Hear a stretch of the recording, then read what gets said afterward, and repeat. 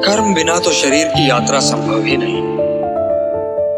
व्यक्ति सांस तो लेगा ही न पार। यदि वातावरण में कोई सुगंध या दुर्गंध है तो वो उसका अनुभव करने के लिए भी विवश है। यदि उसके आसपास कोई नाद है, कोई ध्वनि है, कोई कोलाहल है, तो उसे सुनने के लिए उसके कर्ण उसके आदेश की प्रतीक्षा तो नहीं करेंगे ना। इसलिए जो अपने इंद्रियों को नियंत्रित रखे, जो उन पर अपनी चेतना का अंकुश लगाकर उन्हें कर्मोन्मुख करे, उन्हें कर्म की दिशा दिखाए, वही श्रेष्ठ है। वो अपने विकल्पों को समझता है पार्थ, और अपनी संकल्प शक्ति का प्रयोग करता है। अब ये भी ठीक है पार्थ की आंखें देखती हैं, किंतु वे क्या देखें और क्या न देखें, इसका निर्णय तो ज्ञानी स्वयं ही लेता है। वो आंखों को देखने की, कर्णों को सुनने की और पांवों को चलने की खुली छूट नहीं देता। विकल्प के इसी मोड़ पर ज्ञानी और अज्ञानी के अंतर का भेद खुलता है पार्थ।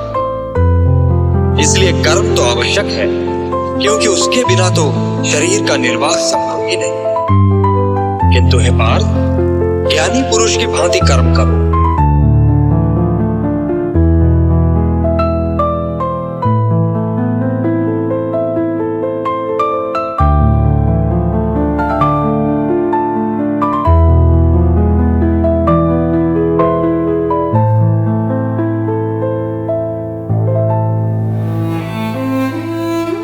किंतु हे पार्थ, ज्ञान योग भी कर्म के त्यागने का मार्ग नहीं है, सिद्धि का मार्ग नहीं है, क्योंकि कर्म के बिना तो जीवन संभव ही नहीं। आंखें हैं तो वे अवश्य देखेंगी, पलकें हैं तो वे अवश्य झपकेंगी, कर्म है तो वे अवश्य सुनेंगे। जो कर्मेंद्रियों के आड़े आए, जो उन्हें बलपूर्वक रोककर उनका दमन करके विषयों का चिंतन करे, वो योगी नहीं, वो ज्ञानी नहीं, वो तो मिथ्याचारी है।